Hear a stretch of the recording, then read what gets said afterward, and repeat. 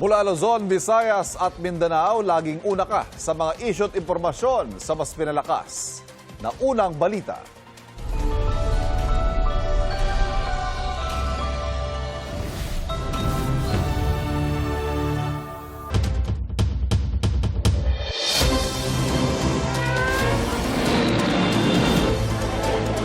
Sa ngayon po ay Ito na ang mga unang balita. Mahigit 6,000 pamilya mula sa 40 barangay sa Pangasinan ang binaha dahil sa masamang panahong dulot ng bagyong Maymay. Live mula sa Dagupan City, may unang balita si Sandy Salvacio ng GMA Regional TV. Sandy. Ivan, paminsan-minsan ay nararanasan pa rin ang pag-ulan dito sa probinsya ng Pangasinan. Bagamat bumubuti na ang lagay ng panahon, ay naka-standby pa rin ang mga local DRRMOs para sa anumang oras ng pagresponde at assistance. Sa monitoring ng Pangasinan PDRRMO, nananatili sa above normal level ang Marusay River sa Kalasyaw, Pangasinan. Nasa above normal level na rin ang Kayanga River sa San Fabian. Nananatili naman sa below normal level ang Sinukalan River at Santa Barbara at Banyaga River sa Bugalyon. Paalala namin na makipag-ugnayan lagi sa inyong mga barangay officials at wag na po sana nating hintayin na tumaas palalo yung tubig. Nasa 40 barangay sa probinsya ang nakararanas ng pagbaha. Mahigit 6,500 na pamilya ang apektado. Isa sa mga binabaha ang barangay Lasip sa Kalasyaw. Lampas tuhod ang baha rito. Sanay na raw ang mga residente. Malang tubig, Kasi nabababad ka. Gagawa kami ng lamo para makatawid kami. Hindi kayo mag-evacuate, sir. Hindi. Dito na kayo. Doon lang sa bahay namin, matas hindi naman nakukuha. Ayon sa Barangay Council ay may dike sa likurang bahagi ng kinatatayuan ko ngayon. Kaya naman nakapagtataka kung bakit binabaha itong lugar na ito. Sa isinagawang assessment ng Barangay Council, natuklasan nila na mayroon palang tagas yung floodgate dito sa naturang dike. Kaya naman dumediretso dito sa lugar na ito yung tubig mula sa ilog. Nakamonitor ang opisyal ng barangay sa sitwasyon. Dahil nga po sa pagtaas ng ating kalsada, dahilan din po ng pag-stock ng tubig sa ating mga kabahayan. At isa din po yung kakulangan ng drainage. Inilagay sa ligtas na lugar ang mga alagang baboy ni Nanay Florentina. Baka dito sa sa palaglagyan namin po. Kaya tinaas namin, siyempre magkakasakit yung baboy. Kanya-kanyang taas din ang gamit ang ilang residente sa barangay Lasip, Dagupan City. Yung nakaraan na bagyo, ma'am, inabot po yung bahay namin hanggang dito po sa taas. Kasi kung anong level po nung kalsada, ganon din ang taas po dito nung nakarang bagyong. Sa Mangaldan, nag-iikot ang MDRRMO sa barangay tributaries ng Angalacan River upang mabantayan ang sitwasyon nito. Sa may Lambo, tinitignan din namin yung mga irrigation dito na kung minsan ay mga ganitong pag-ulan ay underwater para mamonitor din po. Nagdulot din ang pagulan ng bagyong Maymay sa ilang bahagi ng Baguio City. Binaha ang bahagi ng Baguio Bawang Road sa barangay Irisan. Binantayan ng mga otoridad ang pagdaan doon ng mga motorista. Apektado kasi yung visibility sa ilang bahagi ng syudad dahil sa pag-ulan na sinabayan pa ng malakas na hangin. Dahil sa ulang dulot ng bagyong Maymay at nagdaang bagyong Luis, napuno ng tubig ang newly rehabilitated na man-made lake sa Burnham Park. Dahil sa masamang panahon, pansamantalang nawala ng supply ng tubig at kuryente sa Giginto, Bulacan. Ayon kay News Cooper John Robert Alfonso, nangyari po yan alas 11 ng umaga kahapon, kasabay ng malakas na hangin at ulan. Pasado alas 5 na ng hapon na ibalik ang supply ng kuryente sa kanilang lugar. Sa San Gabriel, La Union, patuloy na binabantayan ang kilat overflow dahil sa patuloy na pag-ulan.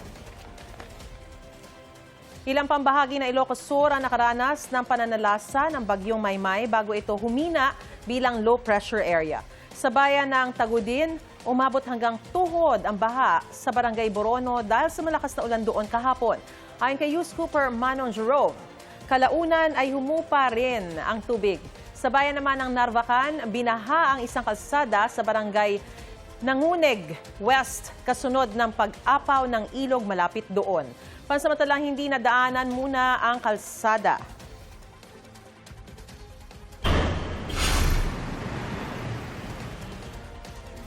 Silipin na natin ang presyo ng gulay sa ilang pamilihan sa Quezon City kasunod ng pananalasa ng bagyong Maymay at Habagat. May unang balita live si Gabriel Gonzalez. Gabriel, nagmahal ba? Maris, mataas na nga ang presyo ng gulay, ng ilang gulay mula sa Benguet na ibinabagsak dito sa Juliana Market sa Quezon City.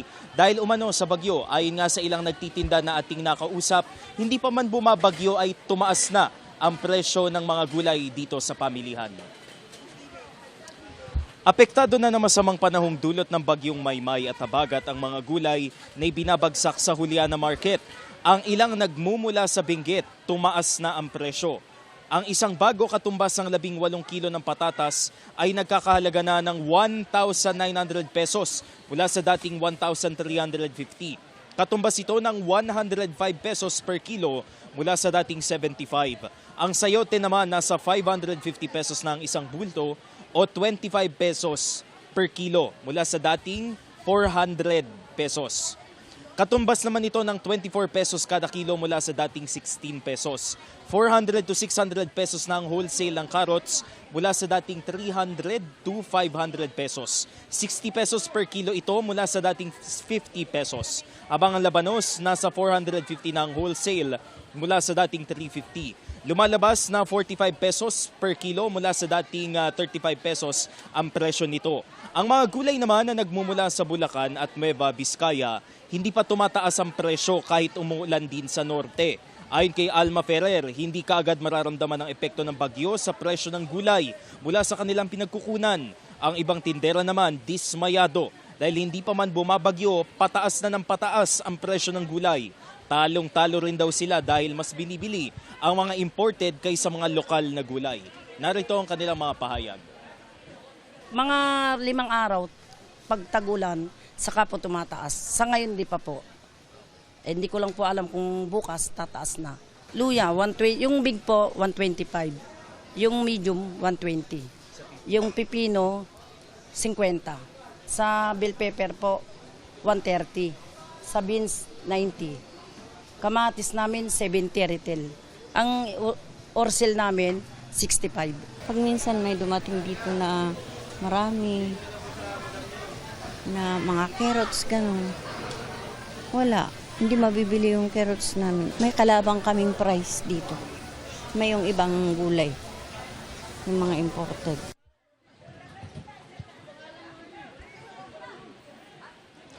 Mariz, ang Juliana Market dito sa Balintawak sa Quezon City kung saan tayo nakatayo ngayon ay bagsakan ng mga gulay mula sa Benguet, Nueva Vizcaya, Bulacan at Batangas dito kung kaya't mas mura ang mga gulay na nabibili sa nasabing pamilihan. Karaniwang parokyano daw ng mga nagtitinda dito yung mga may-ari ng mga restaurant at yung may mga pwesto sa iba pang mga pamilihan dito sa Metro Manila. Sa lagay naman ng panahon ay medyo maulan dito sa ating kinalalagyan. At yan ang unang balita mula rito sa Quezon City. Gabriel Gonzalez, GMA News. At kaugnay sa temporary restraining order sa 85 peso wage hike dito sa Metro Manila at ang isinusulong na investigasyon sa planong pagpapatayo ng Pax Silica Industrial Hub sa Pilipinas, makakausap po natin Senator Risa Hontivero. Senri, good morning. Good morning, Ivan, at sa lahat po ng ating mga tagapakinig. Good morning, ma'am. Isinusulong po ninyo, unahin na, maraming issue mga naka-line up dito sa ating pag-uusap ngayon. Unahin po natin itong 85 peso wage hike. Sa isang pambihirang pagkakataon, naglabas po ng unanimous resolution ng Senado to support this, na ituloy na dapat. Ano hong latest dito, Senator? Well, gaya ng sinabi mo, Ivan, pambihira man pero talagang united ang Senado sa pagpasa nitong proposed Senate Resolution number 577. Yung panawagan namin, i-lift yung TRO sa 85 pesos wage hike. Kasi yung dagdag 85 pesos sahod kada araw, lalo na ngayong panahon ng bagyo at mataas na presyo ng pagkain, maliit lang yung 85. Pero at kailangan pa rin ang manggagawa at kanilang pamilya. Makakatulong yan. Ngayong mataas na presyo, di lang ng pagkain, pati kuryente, petrolyo, gamot, bawat piso mahalaga sa pamilyang kulang o hirap pagkasyahin ng kanilang kita. I mean, maliit na nga yung naaprubahang aumento, installment pa, di ba? Yes. Binitin pa. Bakit ba yan pinagkakait? Ang tagal ng hinintay nila. Sa amin, DOLE and OSG, dapat habulin ang lahat ng legal remedies para agad ma-lift yung TRO. Iparamdam pa natin ang gobyerno nakasuporta at makakapitan ngayong may krisis. At paalala po, no, let's follow the law. Hayaang gumana ang wage setting system. Malinaw kasi sa labor code natin. Una sa Article 126, walang hukuman o tribunal o entity ang maaring maglabas niyang TRO o injunction laban sa proseso ng wage board. At pati sa Article 123, remedyo ng sino mang employers na gustong umapila ay umapila sa National Wages and Productivity Commission. Senator, I was going to go to that point na sinasabi nyo ngayon. Nagkaroon ho ba dito ng, judicial overreach? At ano ho kaya pwedeng gawin dito ng Senado? Well, hindi ko pa sasabihin, Ivan, judicial overreach out of kortesiya na lang, di ba? Sa separate at co-equal branch namin. Pero malinaw yung aming unanimous resolution na nanawagan po kami sa korte na i-lift na yung suspension ng pagpapatupad ng wage hike. Yes. Dito naman tayo, Senator, sa Pax Silica. Kaugnay sa planong pagtatayo nga nitong Pax Silica Industrial Hub sa Tarlac. Ang pangako ho nito, ayon sa palasyo ng Malacanang, quality jobs, of course, industrial competitiveness on one hand. But on the other hand, nandyan din po yung pangamba, agam-agam ng ating mga kababayan. May agricultural impact ito, may environmental impact ito. Naghain ko ho kayo ng resolusyon, gusto nyo muna itong maimbestigahan. Ano ho yung basihan nito? Yes. Well, nag-file tayo ng resolution para busisiin muna ng Senado ang impact ng Pax Silica Initiative. Yun na nga sa ating ekonomiya, sa ating kabuhayan, sa ating kalikasan. Kasi sa anumang investment, no, lalo na at foreign direct investment ito, hindi dapat malugi ang Pilipinas. Ang ibig sabihin lamang nito, well, unang-unang mayaman ang bansa natin. At maraming gustong mag-invest sa bansa natin. Mabuti yun. Pero hindi naman pwedeng dehado tayo. Anuman ang kahinatnan ng debate dito, interes ng Pilipino ang dapat manaig. So, dapat masagot ng malinaw, ano ba talaga ang itatayo? Kaya kasi ang dami-daming haka-haka Data center ba? Semiconductor hubs ba? Kung dapat malinaw ang full jurisdiction ng Pilipinas. O pagkatapos, ano ba ang pakinabang sa taong bayan talaga? Ano ba ang dapat asahan na kapalit sa lupa, kuryente, tubig, tax breaks pa na ibibigay natin? Senator, based on what you know already, may initial position na kayo dito sa Pax Silica? Well, ang initial position ko talaga, Ivan, at reflected sa resolusyong ito, alamin natin ng totoong kumpleto at totoong-totoo. Baka premature pa pumosisyon, basta't ang prinsipyo ko ay dapat capital ay may purpose. Kung may kapital, may puhunan, domestic man o lalo na itong dayuhan at malaki, no, foreign direct investment, dapat malinaw sa ating mga Pilipino na ang kabuoang resulta niyan in the balance ay pakinabang sa ating mga Pilipino. So yung target ho mapirmahan ito ng November, Sen? Yung target mapirmahan ito ng November, you think that's too early? Well, kung simulan na namin ngayon, no, or sooner than later, before November, ang investigasyon, then magiging malinaw kung dapat bang pirmahan yan at kung pipirma, ano yung malinaw na terms in terms of yung jurisdiction ng ating bayan sa pamamagitan ng gobyerno, in terms of ano talaga ang itatayo dyan, in terms of ano ang pakinabang sa ating mga kababayan at sa ating ekonomiya, at in terms of ano ang mga proteksyon sa usapin ng ating kalikasan. Right. Senator, dako ako sa issue ng mataas na singil sa kuryente. Paano naman makakatulong yung isinusulong ninyong price cap sa power rates kapag may state of emergency? Well, yun yung isang final ko, EPIRA amendment na ito para sa price cap, Senate Bill 2361. Final ko yan para may expanded protection sa power consumers. Unang proteksyon, magkakaroon ng kapangyarihan ang presidente na magtakda nga ng price cap sa kuryente tuwing national emergency. O kasama din dyan ang isang 90-day no disconnection policy at yung dapat payagan ang hulugang bayad sa mga households pati na sa mga maliliit na negosyo kapag national emergency din. At dahil nga sila naman itong mali-mali ang meter reading at singil, kung may protesta sa bill, dapat hindi full amount ang babayaran. Yun lamang average for the last 3 months. Alright. Senator, dako ko sa panghuling issue natin for today. Hiniling po ng Amerika na i-extradite si Kingdom of Jesus Christ founder Pastor Apollo Kibuloy. Ano po ang reaksyon ninyo? Since meron din po kasi siyang hinaharap na kaso dito, hindi ho ba dapat harapin muna yon bago siya i-extradite? But ano ho ang posisyon nyo rito?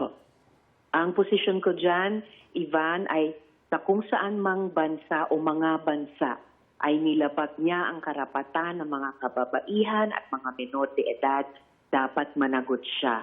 So malinaw na dito sa Pilipinas, ngayong hiningi, yung matagal na hinintay na extradition niya sa Estados Unidos, dapat humarap din siya sa mga victim survivors niya doon. At kung makonvict din doon, ay magbayad sa kanyang krimen sa kanila. Ano naman ho kaya yung magiging implication nito sa extradition request? Yun nga, dahil may kinakaharap din siyang kaso. Kung halimbawa, i-grant nga natin yung request na yon. Well, naalala ko, Ivan, nung isa sa mga unang hearing pa lamang namin tungkol dito kay Apollo Kibuloy, naitanong po namin yan sa DOJ. At ang naalala ko, sinabi nila that early in the investigation, maaring may dalawang senaryo mag-materialize. Yung una ay tapusin muna ang proseso dito, saka siya ipadala sa alinmang bansang humingi ng extradition, o maaari ding maging option ng gobyerno ay ipadala muna doon sa isang bayan and then saka tapusin yung pagharap sa responsibilidad niya dito sa ating bayan. So mukhang yung pangalawang senaryo ang nagba-materialize ngayon after almost a year na lumitaw yung concrete possibility na hingi ng US State Department ang extradition ni Kibuloy doon sa kanila. Kaya napalitaan po natin kahapon na inendorso na ng DFA sa DOJ itong extradition request para sa kanila namang action. Senator Risa Hontiveros, ma'am, thank you very much for joining us this morning. Thank you very much also. Ingat po at sa ating mga kababayan. Ingat po sa bagyo. Salamat po. Ni-recant o binawi ng 4 sa 18 tinaguriang Maleta Boys ang alegasyong naghatid sila ng pera kina Pangulong Bongbong Marcos at dating House Speaker Martin Romualdez. Hindi raw sila ang gumawa ng joint affidavit noon. Narito po ang aking unang balita, exclusive. Noong February 2026, lumabas sa publiko ang 18 lalaking nagpakilalang dating security ni dating Congressman Zaldico, ang ilan sa kanila mga dating Marines. Sa kanilang affidavit, sinabi nilang naghatid umano sila ng mali-maletang pera kina dating Speaker Martin Romualdez, kay Ko at maging kay Pangulong Bongbong Marcos. 4 sa kanila humarap sa akin. Ang sinabi nila sa akin, binabawi na nila ang mga nauna nilang sinabi at kwento.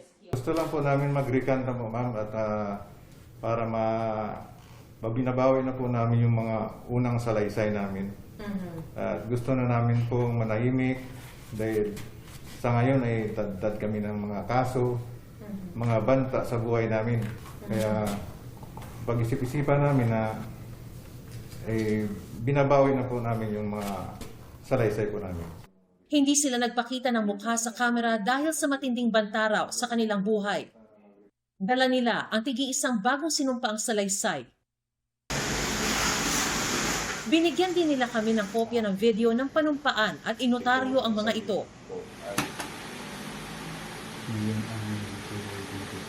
Bakit niyo gustong bawiin? Hindi po totoo yung mga ibang sinabi na po namin.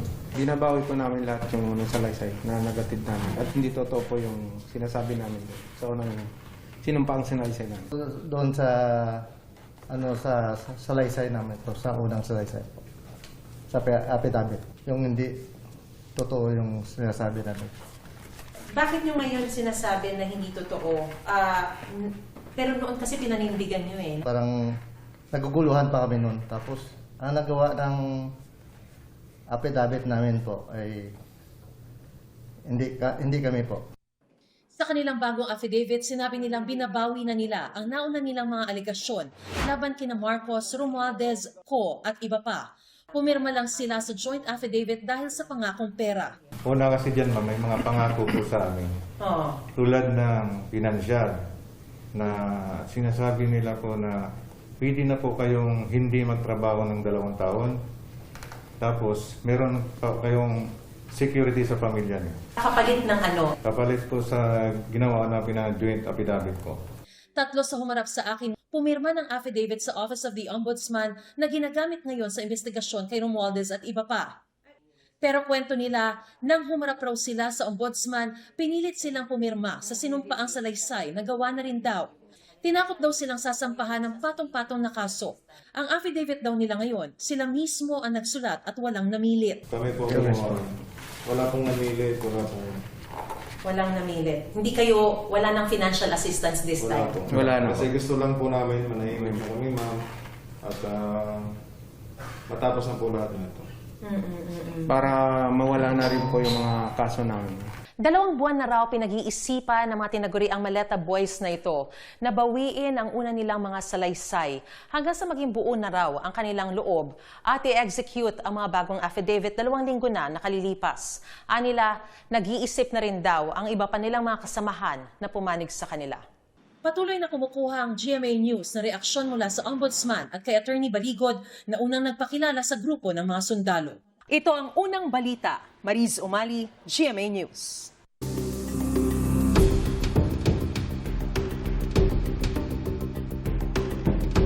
Pinaghahandaan na raw ng kampo ni Vice President Sara Duterte ang usap-usapang magsasampa ng kaso laban sa kanya, ang National Bureau of Investigation.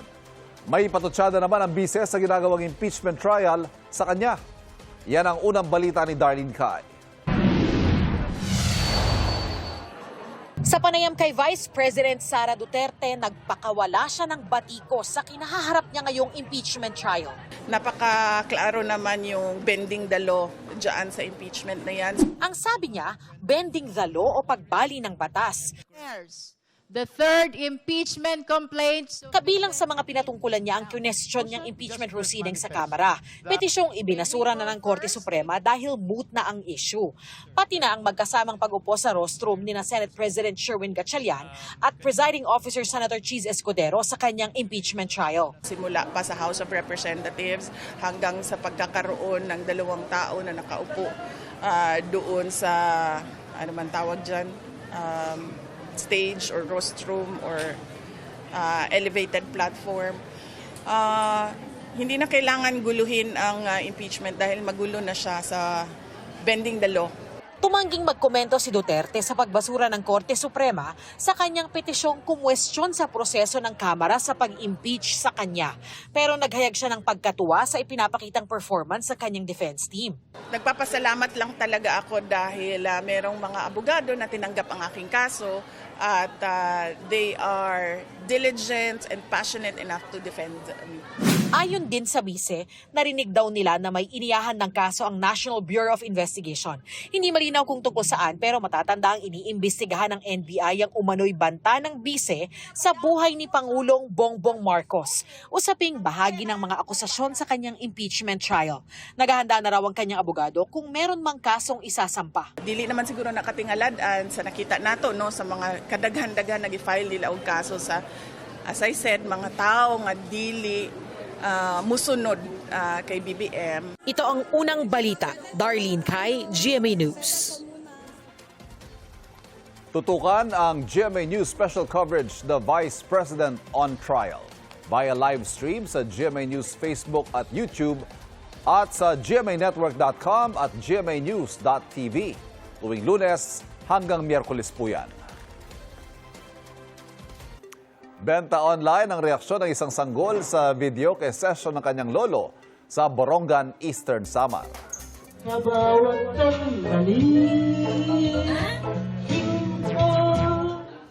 Todo emote sa pagkanta ng OPM song si Lolo Pio Capones. Ang kanyang apo naman na si Ayabel, tikom man ang bibig, titig na titig at all ears sa performance ni Lolo. Gigil mode yata ang 9-month-old si Ayabel as a mini fangirl. Halos 1 million na ang views ng video online. Ang hirit ng ilang netizen, imbes na heleng pampatulog, pampagising ang eksena ng kanta ni Lolo.